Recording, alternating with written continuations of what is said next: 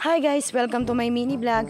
So for today's video nga pala, dito nga pala kami ngayon sa school at kailangan nga pala namin maglinis or mag-ikap para nga malinis or matanggal yung mga lumot-lumot at mga basura dito sa may dinadaanan ng mga bata. Bukas kasi ay pasok na nga at kailangan ay maging malinis to at kasi nga ay maraming mga batang dumadaan, baka nga madula sila. Buti naman at ngayong araw ay napakaraming ang nagsitulong na mga magulang para nga malinis namin to ng maaga at maayos. Alas 8 na nga rin pala ako nakarading dito sa may school kasi nga nag-asikaso pa ako at naligo pa nga ako bago nga pumunta dito sa may school. Pagkapunta ko nga pala ng school, ayan, maaga na nga pala sila nag-umpisa at alas 7 nga daw sila nag-uumpisa na. Agad akong humanap agad ng walis para nga makatulong na agad ako at nakakaya nga inalok pa naman ako agad ng merienda. For the go, hindi natin yan tatanggihan. Abay, merienda na ang lumalapit sa atin. Siyempre, kahit papano naman ay nakatulong tayo sa pagwawalis at pagkukuskos ng mga lumot dito sa may daan. Diba naman na hindi gaganahan magtrabaho kapag nakakita ng ganyang karaming merienda at soft drinks. For the go. Kaya agad-agad na nga rin pala ako humingi ng soft drinks at kumuha na nga rin pala ako ng Skyflex at pumesto nga rin pala ako dito sa may gilid. Sabi ko na nga rin pala sila Abig at sila SP. Tuwan-tuwa nga dito sa may gilid. Hindi ko nga rin alam kung bakit yan tuwan-tuwa. Diba naman sa kanila SP panay nga daw ang pag-video ko. Sabi ko nga sa kanila basta kayong ngumiti lang dyan at kumaway-kaway. Bukasan nga yung mga mukha nyo makikita nyo na sa vlog ko. Ay nyo nun, instant artista agad kayo.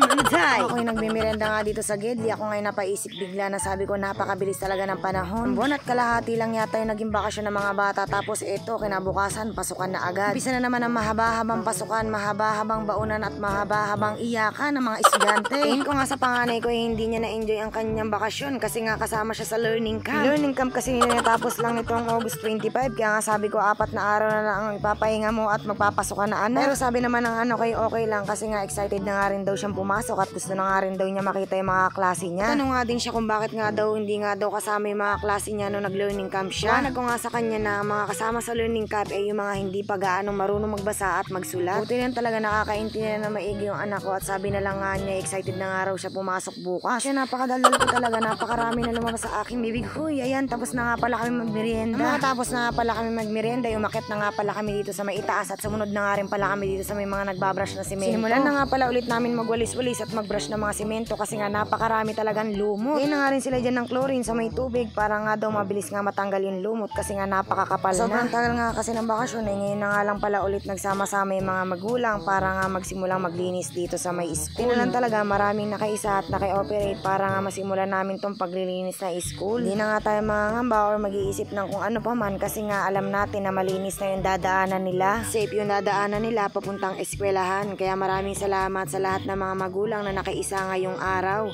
Kahit na napaka-busy natin, naglaan pa rin tayo ng oras at panahon para lang makapunta at makatulong dito sa ating paaralan. Kaya tingin ko nga excited na yung mga bata pumasok kung makikita nga nila na malinis na yung kanilang dadaanan at hindi na nga sila mangangamba, madudulas na sila dito. Kailan talaga mabilis kumilos yung mga kasama kong magulang at mabilis nga kaming natapos kasi nga malapit na kami dito sa may dulo. Makatapos na nga pala kami maglinis, ayun na nga pala yung nilinisan namin. Napakaganda na nga tignan at lakaran. Makatapos na nga pala kami magwalis at magudkod, ayan, dito na nga rin pala kami umupo sa may gilid para nga magpahinga. So hanggang dito na lang. Maraming salamat sa panonood. Hanggang sa muli. Paalam!